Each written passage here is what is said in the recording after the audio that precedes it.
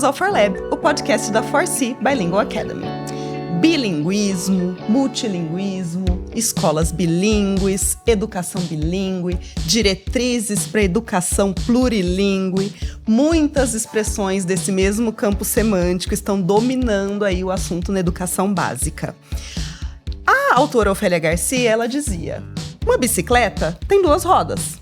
Um binóculos tem duas lentes, mas quando a gente fala em bilíngue, as definições são muito amplas.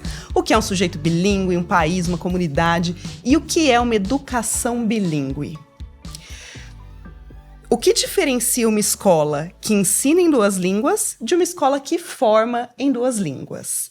Hoje, a gente quer entender essa diferença e mostrar como a educação bilíngue vai muito além da sala de aula. Ela muda o currículo, a formação dos professores e a forma de ver o mundo.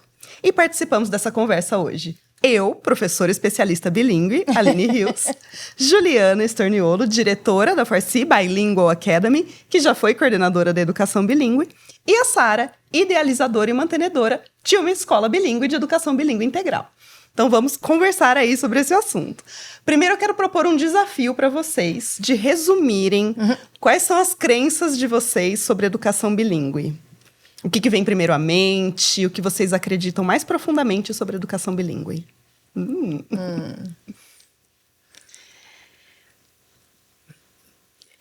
Acho que esse negócio o simples de bilíngue fala duas línguas, certo? Ao nível que fala, que é a diferença. Então, quando fui para montar a escola, e a escola tem uma proposta clara de que ela é para formar pessoas para o século XXI, ela tem 4 pilares do pensamento crítico, de cidadania, colaboração e cultura. Ela é para participar no mundo, é para formar pessoas que, de fato, têm habilidades de aprender, ensinar, mas principalmente participar no mundo, tá? Então, no século XXI, falar que o mundo é globalizado, que nós temos acesso e que a maior parte do mundo acontece em inglês, mesmo que é de outro país, é importante a ter esse acesso do primeiro irmão. Claro que agora, em 2025, nós temos traduções quase simultâneas, mas não é a mesma coisa. E lá atrás, não. Então, por que se preocupar de você entender, compreender na rapidez do entendimento para você também logo se colocando? Logo você está contribuindo. Então, a primeira coisa é, não, eu quero formar pessoas que vão contribuir no mundo. E esse mundo acontece em inglês. Muito bom. Tá? Segunda coisa dá para aprender depois, mais velho? Dá para aprender de várias maneiras. Agora, quando você começa cedo, você entende desde cedo que existem outras línguas, outros países, outros pontos de vista, e a cultura faz parte da ForSee também. Eu tenho que apreciar minha cultura porque eu respeito a cultura do outro. Se eu não sei de meu, como que eu vou respeitar do outro? Então, essa dimensão nossa, assim, nós somos uma escola bilíngue, que tem horas em inglês e horas do conteúdo normal da escola sendo feito, produzido e ouvido em inglês. Não tem como falar que, depois eu vou traduzir e colocar. Na hora eu tenho que produzir e entender. Na hora eu tenho uma necessidade real, contextual, que me faz envolver na língua. Isso, para mim, é bilinguismo. Quando eu faço isso cedo, o próprio cérebro, que nós estamos aprendendo muito do cérebro, o que nós sabemos hoje sobre o cérebro é que quando eu aprendo logo duas línguas e eu estou imerso, essa imersão é contextualizada, ela é real, eu estou em 2 contextos, tanto no meu país nativo, como num outro contexto que está acontecendo aqui na escola, imerso em uma necessidade de uso da língua para sobrevivência e para contribuição. Isso faz que meu cérebro comece a comparar e contrastar as coisas automaticamente. Eu estou avaliando Isso também ajuda outras línguas para ser aprendida, como essa ajuda até matemática, porque é uma coisa, isso é, não é, essa categoria é onde que eu tô. Então, essa flexibilidade mental, ela também transborda a parte da língua para a parte de como que eu vejo o mundo. Eu vejo o mundo mais flexível, eu vejo o mundo mais menos transaccional, mais fluido. E aí eu também me coloco no centro das soluções, não? Eu vou escolher, eu vou usar. Então, tem várias coisas que fazendo cedo faz diferença. E para mim fazia sentido para o mundo do século XXI. De saber desde cedo que eu estou imerso nesse mundo. Claro que nós olhamos a comunidade menor, a família, a comunidade, a cidade, estado, o país, mas estamos contextualizados num lugar bem maior e muito conectado. Então, talvez aí que eu chego na minha conceito da escola. Muito bom. Temos um episódio. Muito obrigada. Juliana, suas crenças? Bom, vamos lá. Quando fala em educação bilíngue, a primeira coisa me vem pensamento bilíngue. Então, eu acho que penso que nós estamos falando de desenvolver pensamento em duas línguas e não apenas aprender uma outra língua para me comunicar.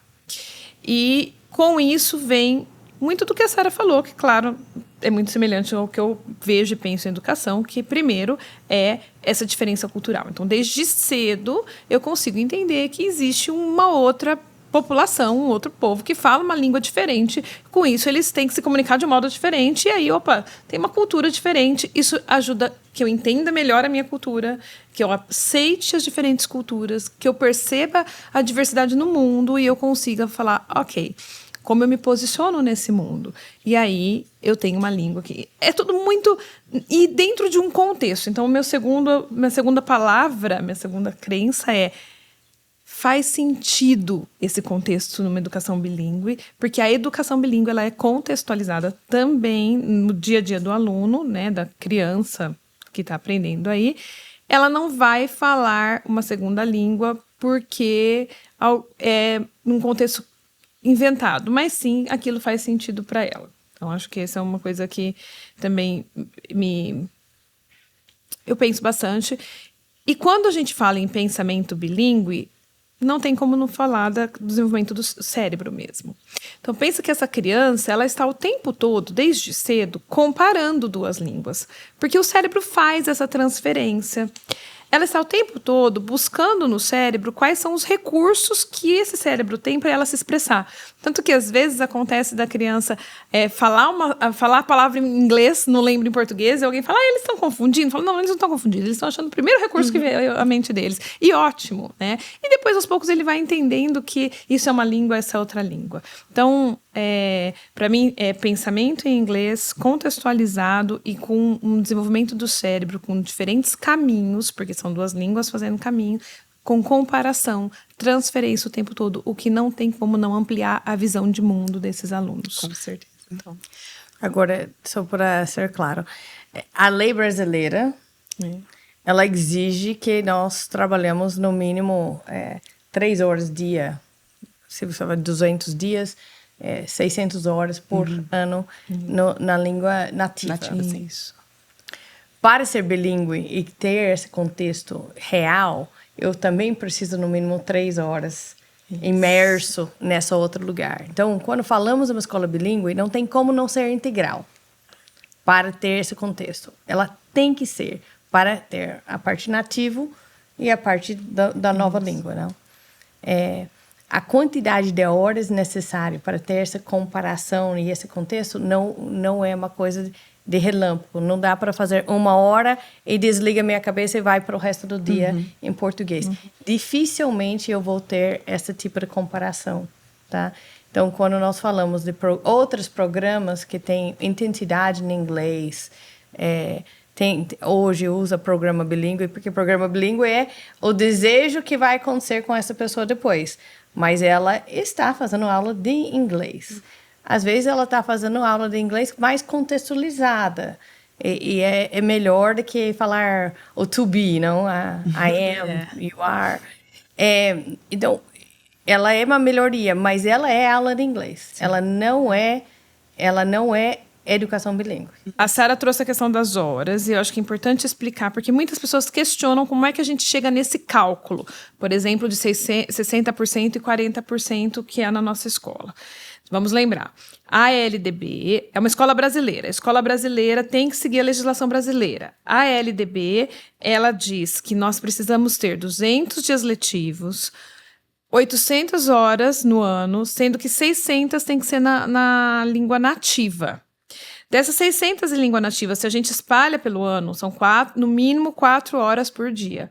Como que eu tenho 600 na língua nativa... Que é 3 horas por dia. Que são 3 horas por dia. E consigo ter uma quantidade mínima para que o aluno seja fluente em inglês, pense em inglês, tenha as disciplinas em português e em inglês em meio período. É inviável. Por isso que a gente chega, então, assim, ó, o que são esses 60% que a gente fala? São 600 as 600 horas do ano. E aí, as 200 ou mais, que a gente tem mais, elas podem acontecer em inglês. E aí, 1 hora é pouco por dia. Então, a gente precisa de mais tempo. 1 hora por dia seria 3 horas e 1 hora da outra língua. Isso. 1 hora por dia é insuficiente para você ter pensamento bilíngue. Isso. É insuficiente para você criar contexto real dessa necessidade. Ela sempre vai ser mais voltado a proficiência de inglês. Pode ser mais contextualizada, pode ser melhor, pode ser mais intensidade. É melhor 4 horas por semana do que 1. Não tem dúvida, mas o pensamento e o envolvimento não vai conseguir se você não é integral e não tem no mínimo 3 horas por dia. Ele pode aprender a se comunicar, sem problema. Mas no que nós estamos falando de um pensamento bilíngue, realmente é insuficiente. E aí, isso que muda o cérebro, isso que dá flexibilidade mental, isso que tem a habilidade de pensar analiticamente sobre aquilo que vem. Excelente. De forma natural, desde que começa cedo. Cedo, tipo, estamos falando 3 anos, tá? Isso. Então, 3, 4, 5 anos, quando nós falamos começar cedo, é essa idade. Porque tem uma coisa do desenvolvimento do cérebro mesmo e tem a parte do social, do crescimento das crianças, que faz de que eles comecem a questionar de outra forma. Então, nós queremos que eles comecem a ter esse pensamento bilíngue cedo, antes que cognitivamente eles comecem a questionar por que existem duas. Então, É muito interessante ouvir a fala de vocês, porque isso mostra o quanto a educação bilíngue ela é feita de escolhas.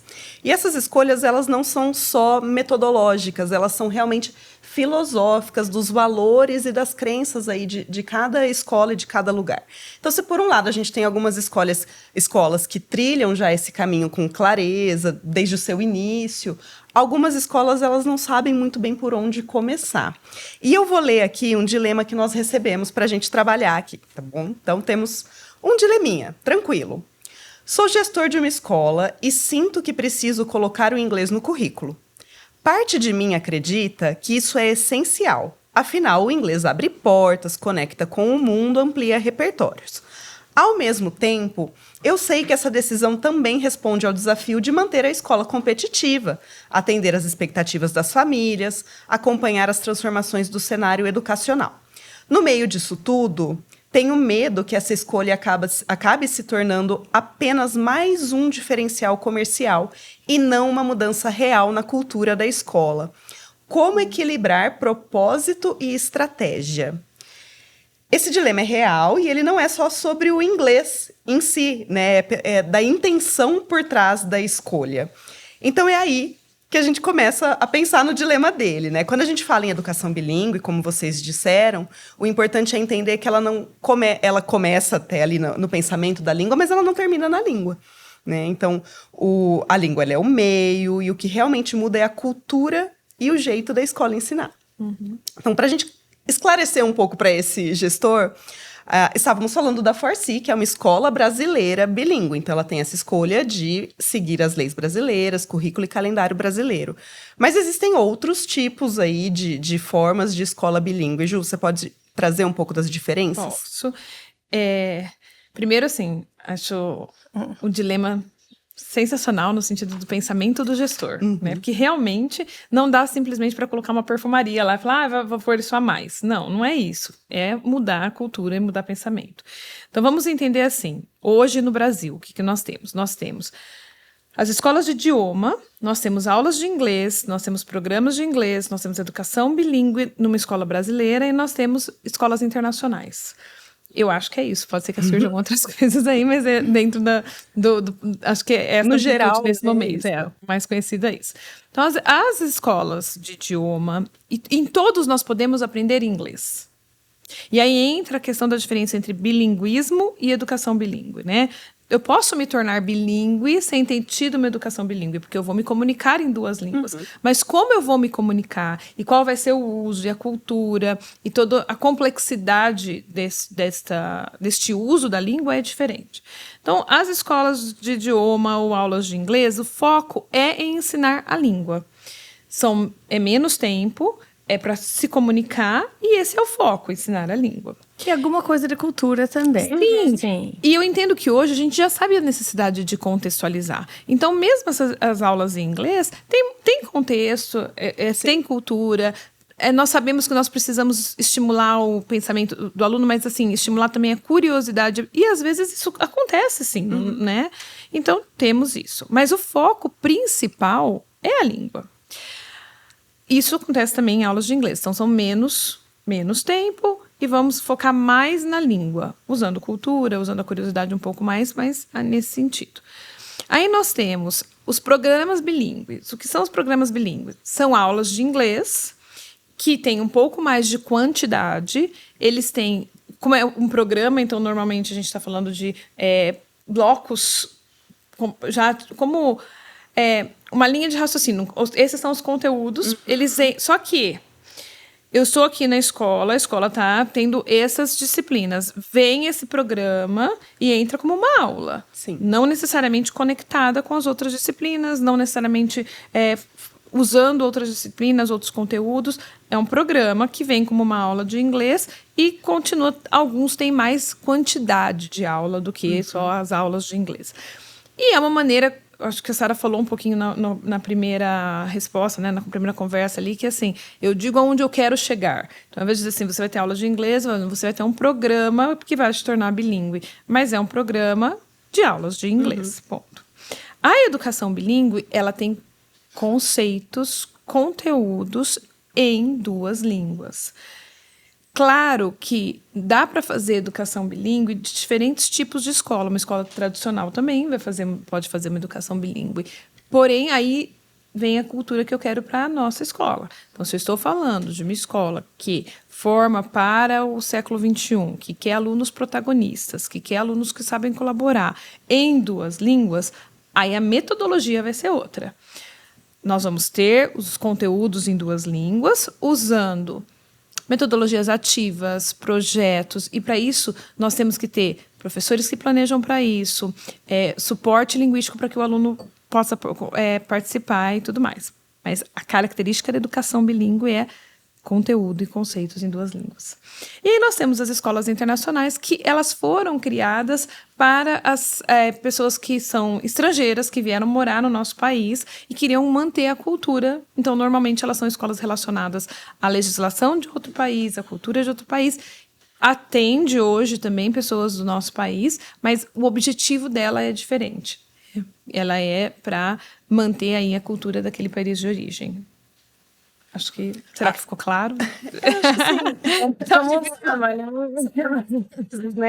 Dentro do que você trouxe de um programa que pode ser só uma carga horária estendida de aulas de inglês mesmo, ou dizer que ela se conecta com outras disciplinas e outros conteúdos. Então, ela pode também ser mais tradicional, pode ser mais conectada. E aí depende das escolhas e necessidades. Eu acho que tem escolas que têm escolhido estender a quantidade de horas no contraturno. Então, como o Brasil ainda não tem uma mudança para ser integral, porque, de fato, isso é uma característica brasileira que não é uma característica tão comum no resto do mundo,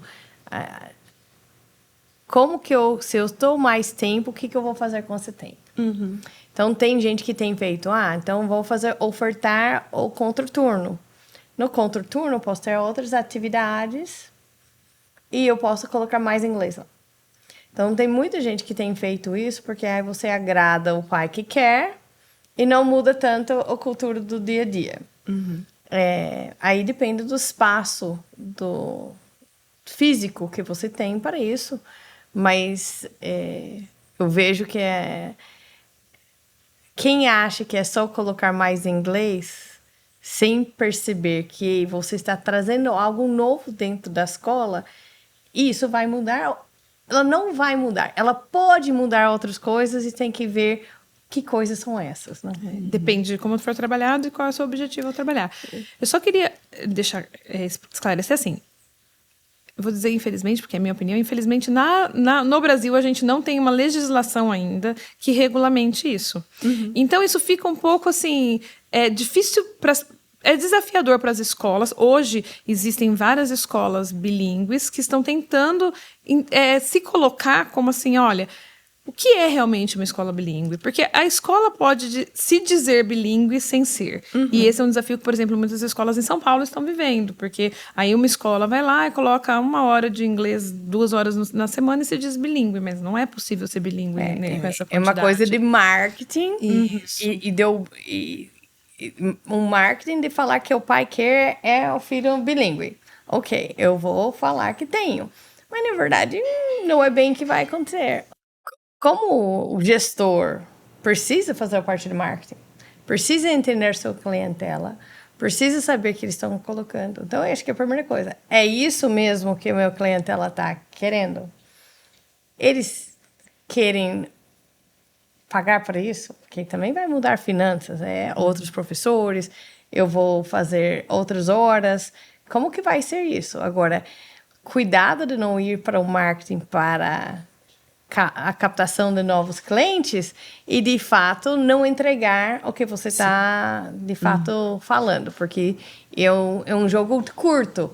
E é o jogo de decidir o currículo da escola, cultura da escola, o que ela vai formar como seu perfil do aluno e a família que quer isso, é longo prazo. Então, esse gestor que nos traz o dilema dele, né? Ele tem medo de que essa escolha acabe se tornando só um diferencial comercial. Então, eu vejo nessa pessoa uma expectativa de mudança real de cultura da escola, né? Então, aí a gente chega... vamos pensar um pouquinho da educação bilíngue mesmo, falar de como a educação bilíngue atravessa o currículo de uma escola, para que não seja apenas 1 hora a mais de inglês ou aulas estendidas de inglês. Então, vamos lá. A gente tem o currículo integrado com o currículo de língua, certo? Quando nós falamos em educação bilíngue, nós precisamos que o professor, ele vai planejar... Eu sempre... Você foi professora coordenada por mim, vai lembrar que eu sempre uso uma imagem que é o 2 corpos se equilibrando, porque ele vai equilibrar língua e conteúdo. E, para isso, ele tem que planejar língua e conteúdo. Então, ele tem que saber... em cada nível, o que ele precisa ensinar de língua e o que ele precisa ensinar de conteúdo para que isso se combine e faça sentido. Ele tem intencionalidade nos 2 casos, né? Tanto para um quanto para outro. É 2 em 1 mesmo, ele vai ter intencionalidade nos 2 casos. É claro que a língua que ele vai planejar, ela é o mínimo do que vai aparecer em sala, porque é tão rica a discussão em sala que é o mínimo. Então, eu dou o exemplo lá. Eu posso falar de uma aula de história... crente, se eu não planejar, de que estamos ensinando o passado. Aí o professor chega e começa a falar, então acontece isso em 1900 acontece isso, depois acontece aquilo, e fica tudo no presente. Se ele não teve a intencionalidade de usar o passado, porque depois ele vai trazer uma discussão sobre a língua nesse sentido, perdeu-se uma grande oportunidade. Então, exige o currículo claro, de língua e de conceitos a serem ensinados, e existe o planejamento integrado para que realmente seja intencional e que os 2 sejam trabalhados. E tem um outro elemento, e isso depende do que está sendo feito em português. Isso. Não está tendo conteúdo em português, você não vai fazer o mesmo conteúdo em inglês. existe uma transferência de conhecimento, o que foi trabalhado em português teve ganho de contexto, de conteúdo, de conhecimento. Aí eu vou continuar essa conversa em inglês. Eu preciso validar que algo foi aprendido aqui em português e agora estou continuando a conversa, mas em outra língua. Às vezes as pessoas falam, você faz 2 aulas iguais? Não. Agora, precisa essa sintonia entre o que está em português e que tem que ter sintonia? Sim. E eu gosto muito que você trouxe o exemplo da aula em português, então você trouxe os exemplos, né, da forma verbal em português, porque aqui dentro da Farsi existem escolhas de diversos lugares, mas aqui nós temos os professores que falam em inglês e dão a aula em inglês, de conteúdos diversos, de disciplinas diversas, e nós temos os professores que dão aula em português. E essa forma de planejamento de língua e conteúdo, ela vem nas 2 línguas. Então, não somente o professor que dá aula em inglês vai planejar o vocabulário, a estrutura gramatical, que aquilo vai ser necessário para a prática daquela aula ou daquele momento que ele está fazendo com os alunos, o professor em português também precisa ter esse cuidado. Muito bom. Eu sempre digo que todos nós ensinamos língua, porque a partir do momento que nós estamos falando, linguagem, a linguagem está aqui. E ela é um dos pontos fortes da escola. Então, qual é o tipo de linguagem que você usa?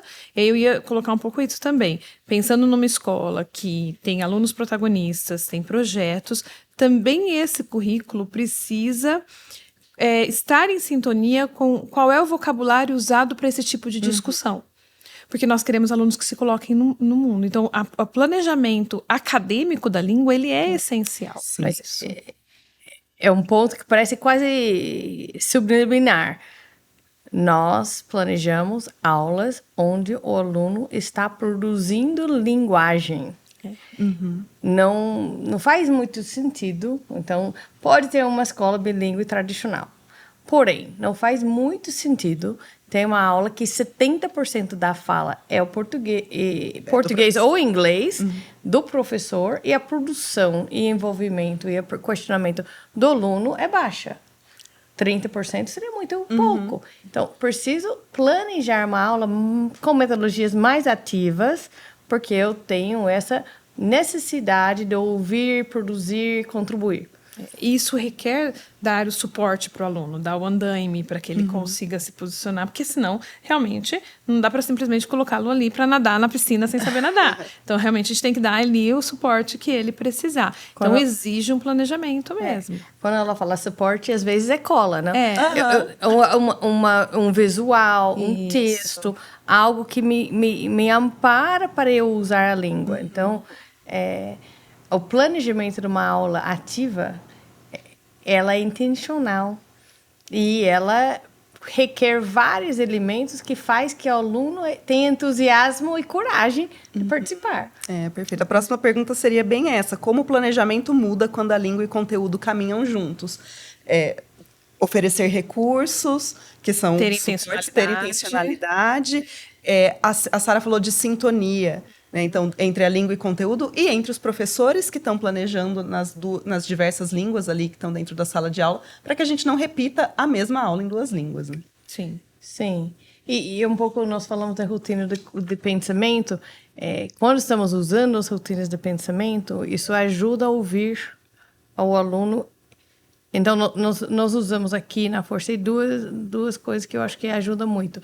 Um é a rotina de pensamento, para ouvir onde o aluno está, o pensamento. E aí nós podemos, ouvindo o pensamento, entender que eu posso corrigir o pensamento e a língua.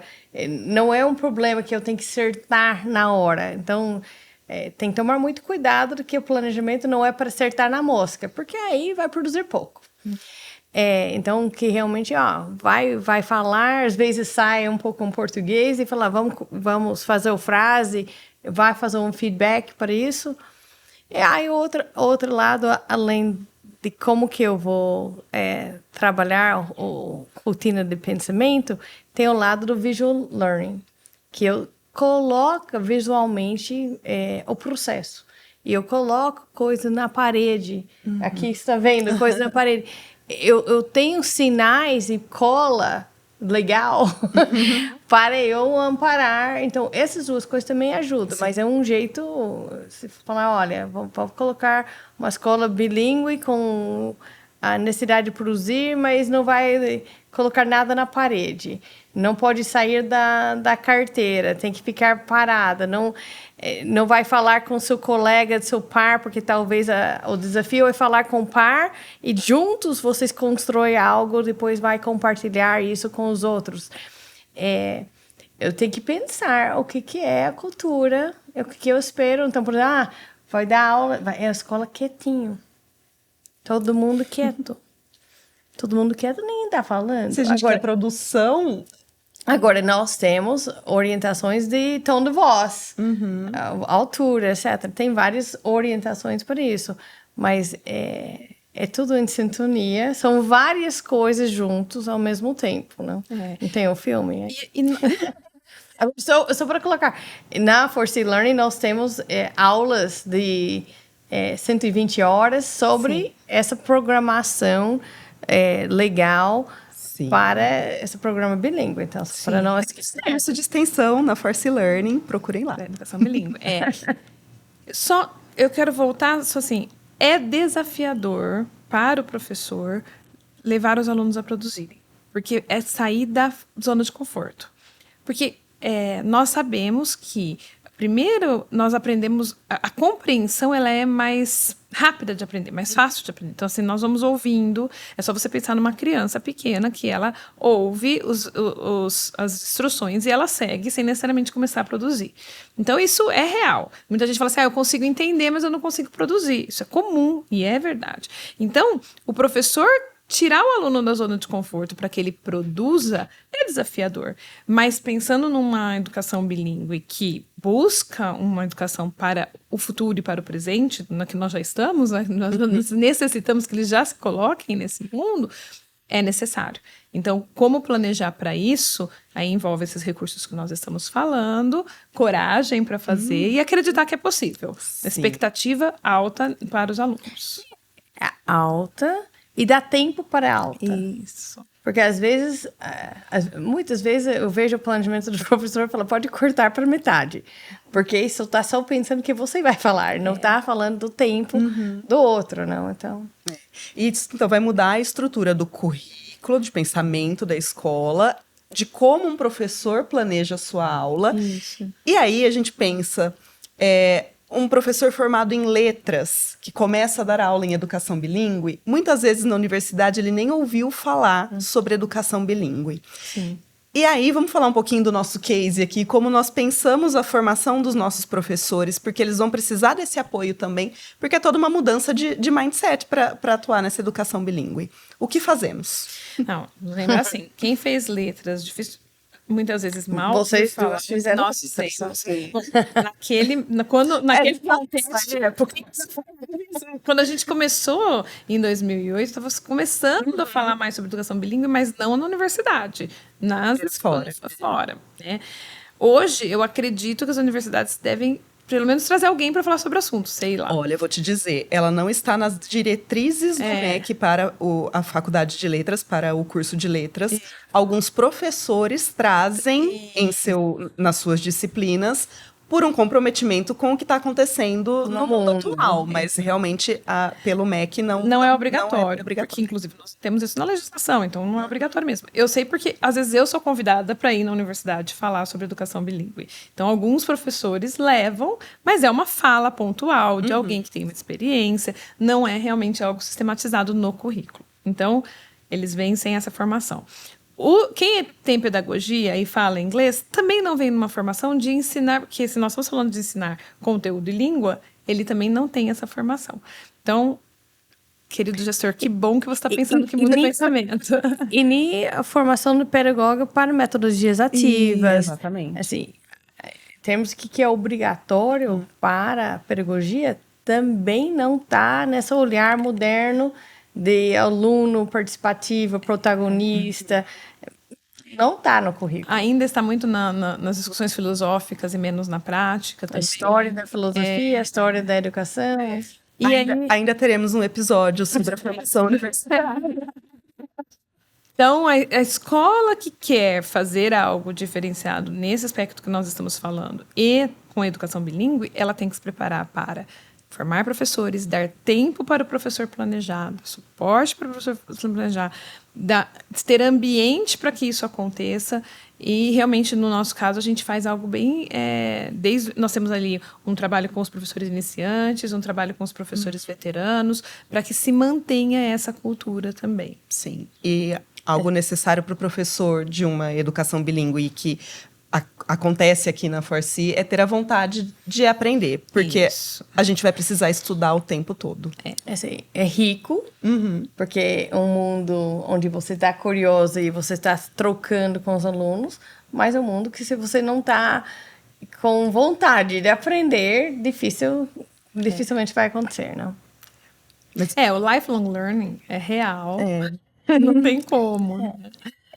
Acho que nesse lado, se eu falar de mudança de cultura desse gestor, é quanto que entende que os pais que está atraindo também têm um olhar desse século XXI e quanto que eles estão sedentos ou interessados em conseguir uma educação diferenciada, porque o inglês em si é um detalhe. Verdade. Na verdade, tudo que estamos falando para o século XXI, para ter uma metodologias mais ativas, para permitir uma coisa mais interdisciplinar, isso muda o jeito que nós estamos formando o cidadão do mundo, não?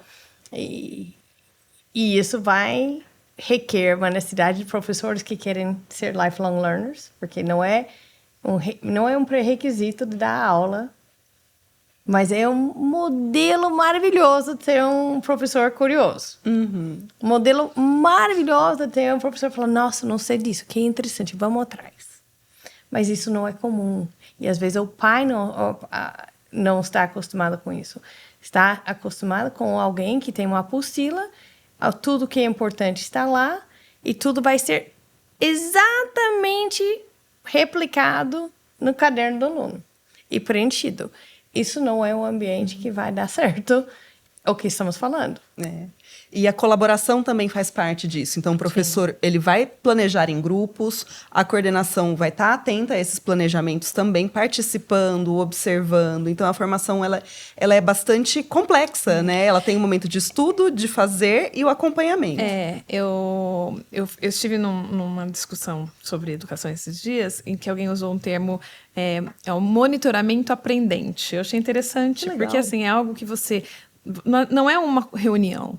É uma coisa que nós vamos estar discutindo, estudando, curioso sobre, e nós vamos monitorar isso com observações, com partilhas, aprendendo sobre. Então, achei interessante. Acho que eu e Juliana, nós vamos dar um workshop agora nos Estados Unidos um pouco sobre inovação. Uma das coisas que vamos trazer é a porta aberta. Aqui, estamos co-construindo o tempo todo a gestão, coordenação, professor e alunos. O que está acontecendo depende de todos. Então, não é uma coisa tão higiênico. Então, a gente começou esse episódio trazendo o dilema de um gestor tentando equilibrar propósito e estratégia. Então, depois de tudo que a gente conversou, talvez a resposta não seja escolher entre um e outro, né? Entender que a escola que ele quer construir, uma escola que seja realmente de educação bilíngue, ele vai precisar mudar essa cultura dentro da escola dele. Então, Sara e Ju, para a gente fechar, o que vocês diriam para esse gestor que está nesse ponto de decisão? Eu acho que é uma decisão super complexa. Então, eu acho que é importante que está olhando como um negócio, não? É um negócio. Então, o problema é quanto dos professores que eu tenho hoje tem interesse? Quanto dos professores que eu tenho, quanto dos pais hoje tem interesse? Como estão meus alunos hoje? Porque eu não vou me mudar branco e preto. Eu vou precisar fazer um planejamento degradê para isso. Mas eu preciso saber o que eu tenho na mão. Quantas horas que eu vou ter? Tenho investimento para esse treinamento? Tem a possibilidade de trocar alguns professores que talvez não querem? Eu vou precisar de alguns que querem muito. Então, manda para nós para fazer o curso aqui na Forsee, faz cursos online, vem para congresso, começa a sentir que outras pessoas dentro do seu corpo docente estão realmente querendo e animando esse entusiasmo. E aí, como fazer com os pais? Como se vai medir isso? Então, eu acho que essa é a primeira coisa. Agora, pode colocar uma aula de inglês. Falar, vou testar, vou colocar aula de inglês. Só que depois que você decidiu, difícil mudar. Então, a minha colocação é, analisa o contexto primeiro, leva mais tempo, talvez, antes de mudar. Não faz uma coisa pequena, mesmo que vai ser degradê, não faz pequena sem planejar como que isso vai ser.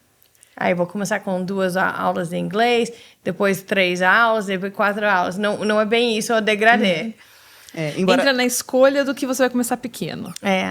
Embora ela esteja falando de negócios, isso vai muito perto do nosso planejamento como professores, que a gente planeja com o fim em mente. Então, aonde eu quero chegar, e aí o primeiro passo que eu vou dar. Eu penso nisso. Então, escolhe, cuidado com o primeiro passo, porque o primeiro passo pode fazer a diferença. Então, para mim, tem a ver com pessoas mesmo. Nós não fazemos mudança sozinhos. Ele pode querer fazer isso, mas sozinhos não vamos conseguir. Então, ele vai precisar envolver pessoas, engajar as pessoas. Primeiro, buscaria referências. Quais são as referências daquilo que... Para olhar o resultado, quais são as referências que eu tenho e que eu quero? Né? Nós somos uma escola de educação bilíngue, mas existem escolas de educação bilíngue completamente diferentes de nós. Então, qual é a sua referência? O que você quer, e porque também depende do resultado que você quer para o seu aluno. Então, tudo que nós fazemos aqui é buscando o resultado que nós queremos para os nossos alunos. Né? Alunos curiosos, participativos, cidadãos, que assumem essa responsabilidade. Agora, depende do resultado que você quer buscar. Então, busque as suas referências. Busque parceiros. A Sara citou, a gente tem cursos, vem visitar, junte-se aqueles que querem algo semelhante a você, para que você aprenda junto. Acho que eu já dei esse exemplo em outros momentos, mas assim, se eu quero começar a correr, eu me junto a um grupo de corrida. Então, junte-se a quem realmente quer o mesmo que você, para que você aprenda e aprendam juntos. E comece a pensar como envolver a sua comunidade, ouvir a sua comunidade, ouvir os pais, ouvir os alunos, ouvir os professores, até para você decidir. Então, acho que o passo pequeno, ao invés de você coloca mais aulas de inglês, seria como eu vou ouvir e engajar a minha comunidade e me engajar nessa comunidade. Agora, às vezes começar aulas de inglês com os pais e os professores, não? Sim. Porque lembra no começo aqui, os pais começaram a falar, mas eu não consigo entender nada que meus filhos estão falando. No começo tinha aula de inglês para os pais, com certeza muita aula de inglês para os professores, mesmo quem não estava falando em inglês, mas queria entender também. Então, tem alguns pequenos steps, mas é investimento. É investimento. E eu acho que a Sara citou a política de portas abertas, mas a política de também é importante arriscar. Lógico que a gente fala da importância do erro, e nós estamos falando de um erro, né, que você vai aprender com ele, não é ignorar o erro. Então... Não é fracassar e falhar. É não acertar na primeira vez. Melhoria contínua. Mas essa questão do me sentir... Um ambiente em que eu me sinto à vontade para arriscar, ele é importante se você quer mudar a cultura. Porque senão as pessoas travam e não conseguem mudar. E para isso, precisa muito compactuar com os professores, mas muito mais com os pais também. Porque é muito fácil acertar que está na apostila e copiar. E tem uma prova que é idêntica. Se isso está na expectativa, fica muito difícil para o pai. Então, nós precisamos pedir permissão, compreensão, para que aquilo que nós queremos, o objetivo lá na frente, os pais entendem que precisamos dar mais espaço para isso acontecer. A gente começa falando só de educação bilíngue e vai realmente para um modelo diferente de educação, né? Tem um filósofo que eu não me lembro o nome, mas ele fala, a frase é muito famosa, que os limites da minha língua são os limites do meu mundo. Então, se a gente quer cidadãos que têm um impacto positivo, como acessar as produções do mundo e ser produtor dentro do mundo, as línguas também precisam ser trabalhadas, por isso acreditamos tanto na educação bilíngue. Mais do que ensinar em 2 línguas, educação bilíngue é aprender a pensar em 2 culturas e educar para um mundo que precisa de pontes e não de fronteiras. Muito obrigada, Sara, muito obrigada, Juliana, e obrigada a você por nos assistir. Até o próximo episódio.